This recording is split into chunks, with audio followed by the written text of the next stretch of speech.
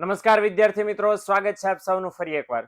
એકમ કસોટી નંબર 2 આવી રહી છે ઓગસ્ટ મહિનાની 8 તારીખે અર્થશાસ્ત્ર વિષયની. તો પેશ છે તમારી સામે ધોરણ 11 નું એકમ કસોટીનું મોસ્ટ આઈએમપી પેપર. માત્ર ને માત્ર 25 માર્ક્સનું છે. ખાસમ ખાસ માત્ર ને માત્ર તમારા માટે લઈ આવ્યો છું. તો દરેકે દરેક સવાલ ધ્યાનથી જોશો, સાંભળશો અને એ પ્રમાણે પ્રેક્ટિસ કરશો તો એકમ કસોટીમાં પૂરેપૂરા માર્ક્સ તમને મળવાના છે. ઓકે, સમય લગાડ્યા વગર આપણે પેપર શરૂ કરીએ. સૌથી પહેલો વિભાગ એ છે, 5 સવાલો એની અંદર છે. સૌથી પહેલો સવાલ છે કે અન્ય પરિબળો યથાવત રહેતા માંગમાં ફેરફાર થાય તે શું સૂચવે છે? અન્ય પરિબળો યથાવત રહે છે તો મતલબ એમ કે અન્ય પરિબળમાં એના કારણે નથી થતો, કિંમતના કારણે ફેરફાર થાય છે, કારણ કે અન્ય પરિબળો યથાવત રહ્યા છે. તો જવાબ આવશે માંગનું વિસ્તરણ સંકોચન. કિંમત અને માંગ વચ્ચે કેવો સંબંધ આવશે? વ્યસ્ત સંબંધ આવશે. પૂરક વસ્તુઓ પરસ્પર છે એ જોડાયેલી હોય. ઓકે, હલકા પ્રકારની વસ્તુ બીજા કયા નામથી ઓળખાય છે? તો હલકા પ્રકારની વસ્તુઓ છે હંમેશા ગિફન વસ્તુઓના નામથી ઓળખાય છે, જેને આપણે નીચી ગુણવત્તાવાળી વસ્તુઓ પણ બોલી શકીએ, કહી શકીએ. માંગ રેખાનો ઢાળ કેવો હોય છે? ઓબ્વિયસલી માંગ રેખા ઋણ ઢાળની હોય છે. ઓકે, તો આ 5 સવાલના જવાબ થઈ ગયા છે. સ્ક્રીનશોટ પાડવો હોય તો ખાસ પાડી લેજો, તમારા માટે છે. ઓકે, ચાલો વિભાગ બી ની વાત કરીએ તો વિભાગ બી ની અંદર આવા કંઈક આપણને સવાલ આપ્યા છે કે ઈપી બરાબર 0 નું અર્થઘટન લખો, એટલે ઇલાસ્ટિસિટી ઓફ પ્રાઇસ, માંગની મૂલ્ય સાપેક્ષતાનું મૂલ્ય શૂન્ય આપ્યું હોય તો એમાં શું મતલબ થાય? બજાર માંગ એટલે શું? આવક સાપેક્ષતા, મૂલ્ય સાપેક્ષતા અને મીઠાની માંગનો પ્રકાર. આ પ્રકારો, આ પ્રશ્નો આપણને 1 માર્ક્સમાં છે. સી વિભાગમાં 2 સવાલ છે. અવેજી અસર એટલે શું અને માંગનો નિયમ સમજાવતા કઈ ધારણાઓ કરવામાં આવે છે? ઓકે, તો આ સવાલ છે વિભાગ ડી માં. આપણને 3 સવાલ, આમ તો 2 સવાલ છે પણ એકના અથવા બીજો છે. માંગના નિયમનો અપવાદો સમજાવો અને માંગની આવક સાપેક્ષતાની સમજૂતી આપો, અથવા વધારો ઘટાડો આપણે સમજાવવાનો છે, એ પણ આપણે જોઈશું. અને લાસ્ટ બટ નોટ લીસ્ટ વિભાગીનો સવાલ છે કે માંગને અસર કરતા પરિબળો સમજાવો, અનુસૂચિ અને આકૃતિની મદદથી સમજાવો. આ બધાના જવાબ હું તમને ખાસમ ખાસ કહી દઉં. એની સાથે સાથે આ ખાસ કરું છું, એકમ કસોટીનું મોસ્ટ ટાઈમપી કોઈ પણ પેપર હું કે કોઈ સર આ ચેનલ પર આપણે લઈને આવીએ છીએ, એ બધા એમપી પેપર મિત્રો બને છે આ જ મટીરિયલમાંથી. ઓકે, એટલે આ જ મટીરિયલ છે તમારા માટે, મોસ્ટ એમપી મટીરિયલ છે, એટલે ખાસ ભૂલતા નહીં આ ચેક કરવાનું. ને જો ન લીધું હોય તો હજી પણ લઈ લેજો. ધોરણ 12 વાળા મિત્રો ખાસ એકાઉન્ટ, સ્ટેટ એ બધા વિષયને બાદ કરતા વાણિજ્ય વ્યવસ્થા અને સંચાલન, એસપી, અર્થશાસ્ત્ર અને ઇંગ્લિશ, આ એવા 4 વિષયો છે જેમાં યાદ રાખવામાં કયો સવાલ પૂછાશે, કેટલા મુદ્દામાં પૂછાશે, એમાં બહુ તકલીફ પડે છે. એ તકલીફને દૂર કરવા માટે અમે આ મટીરિયલ લઈ આવ્યા છે, જેમાં દરેકે દરેક ટોપિકમાંથી કેટલા સવાલ કયા માર્કના પૂછી શકાય એ તમને જાણકારી આમાં મળી છે. સાથે સાથે ધોરણ 10 માં પણ આ રીતનું છે. તો ઓર્ડર કરવો છે તો આ નંબર ઉપર છે, ખાસ તમે ફોન કરીને બુક મગાવી શકો છો, તમારા ઘર સુધી પહોંચવાની વ્યવસ્થા થશે. ઓકે, ચાલો જવાબો આપણે ખાસ ચેક કરીએ. મેં કીધું એમ, તો સૌથી પહેલું એ કે અન્ય પરિબળો યથાવત રહેતા આ 5 સવાલના જવાબો મેં તમારી સાથે શેર કરી દીધા છે. ઓકે, એટલે વિભાગ બી થી આપણે શરૂઆત કરીએ. વિભાગ બી નો સવાલ છે ઈપી બરાબર 0 નું અર્થઘટન લખો. એટલે ઈપી બરાબર 0 એટલે શું? કે એ શું દર્શાવે છે? સંપૂર્ણ મૂલ્ય અનપેક્ષ માંગ દર્શાવે છે. શૂન્યનો મતલબ એમ છે કે ભાઈ કિંમતમાં ગમે તેટલો ફેરફાર થાય, માંગમાં કોઈ ફેરફાર નથી થતો. બજાર માંગ એટલે શું? કે એમાં તમામ વ્યક્તિઓ એટલે કે ગ્રાહકો જુદી જુદી કિંમતે જેટલી માંગ કરે, બરાબર, એ માંગના સરવાળાને શું કહેવાય? બજાર માંગ કહેવાય.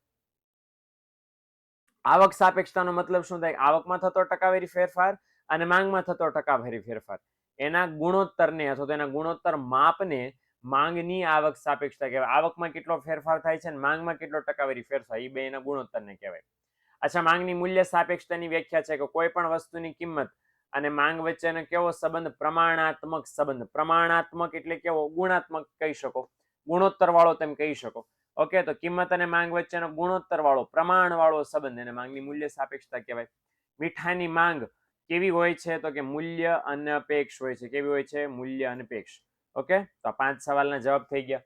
બીજું મારે તમને સાથે સાથે ખાસ મિત્રો એવું કેવું છે કે આગળ સવાલ જોઈએ પહેલા કે જેમને છે બુક લેવાની પોસિબિલિટી નથી, મેં હમણાં તમને બુક વિશેની વાત કરી, બુક ખરીદવા માટેના પૈસા એટલા બધા નથી તમારી પાસે, અને વિના મૂલ્યે તમે કોઈ એવો સોર્સ ગોતો છો તો એ પણ મારી પાસે અવેલેબલ છે. વિના મૂલ્યે તમારે 1 થી 12 ધોરણમાં કોઈ પણ ધોરણમાં ભણો છો તો તમારા માટે આ એપ્લિકેશન છે. આ એપ્લિકેશન જે છે એનો ઉપયોગ શેના માટે કરવાનો છે?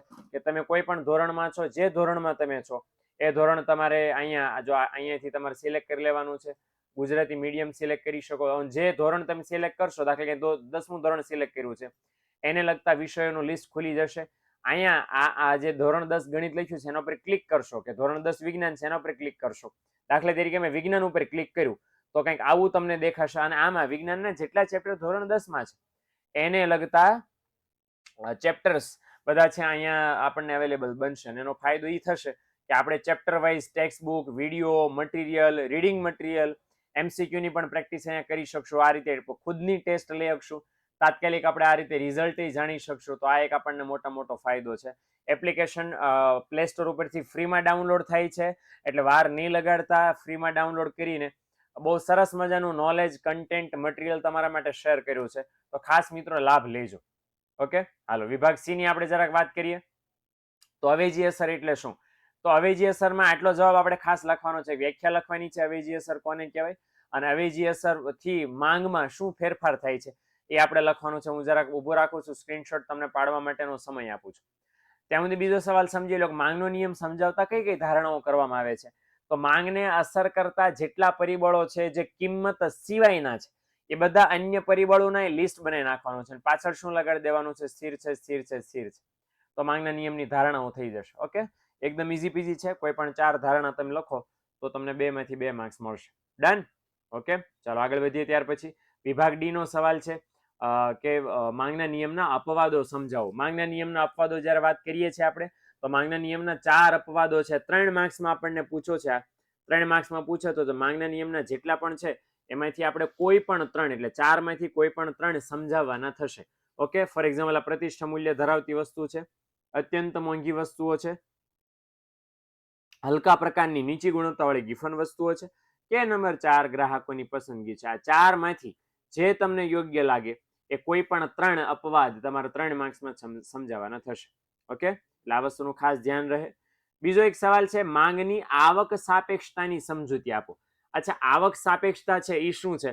તો આવક સાપેક્ષતા આપણે કીધું કે આવક અને માંગ વચ્ચેનો ટકાવારી ગુણોત્તર માપ, ટકાવારી ફેરફારનું ગુણોત્તર માપ. તો એના મુખ્ય 3 પ્રકારો છે. તો એ 3 પ્રકારો સમજાવવાના થાય. હકારાત્મક આવક સાપેક્ષ માંગ. હવે અહીંયા હકારાત્મક આવક સાપેક્ષ છે ને માંગ, એના 3 પેટા પ્રકારો છે. જો મેં એની 3 ની વ્યાખ્યા લખી દીધી છે બરાબર કે એકમ આવક સાપેક્ષ માંગની છે આ, એકમથી વધુ આવક સાપેક્ષ માંગની વ્યાખ્યા છે આ, એટલે શોર્ટમાં પતાવ્યું છે, અને એકમથી ઓછી આવક સાપેક્ષ માંગની છે. ઓકે, તો પહેલા પ્રકારમાં જે આવતું હતું એ 3 મેં મેન્શન કરી દીધું છે ખાલી વ્યાખ્યા લખીને. બીજો પ્રકાર છે નકારાત્મક આવક સાપેક્ષ માંગ, ઋણ આવક સાપેક્ષ માંગ, એ પણ અહીંયા દર્શાવી છે.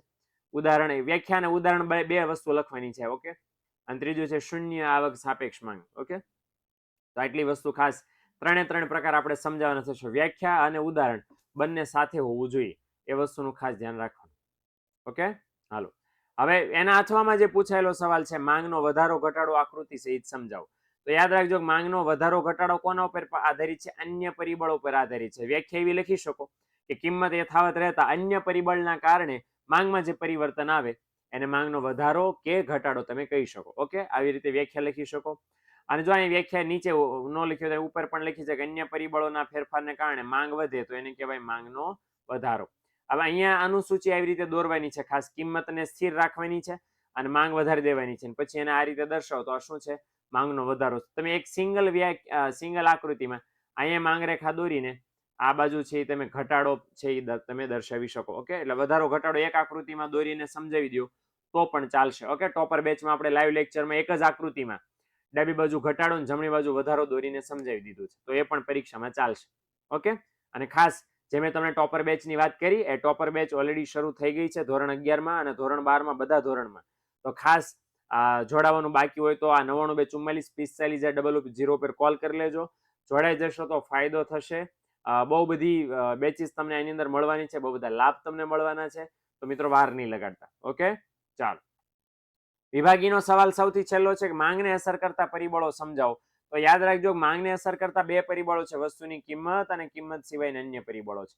એ બધા તમારે સમજાવવાના થશે. ઓકે, જો આવી રીતે મેં ટાઇટલ લગાડી દેવાનું, ટાઇટલની નીચે આવી રીતે અંડરલાઈન કરવાની. ઓકે, આવી રીતે અંડરલાઈન કરવાની, અંડરલાઈન કર્યા પછી એની સમજૂતી તમારે આપવાની થશે. ઓકે, તો આ ગ્રાહકની આવક છે, અન્ય સંબંધિત વસ્તુની કિંમત.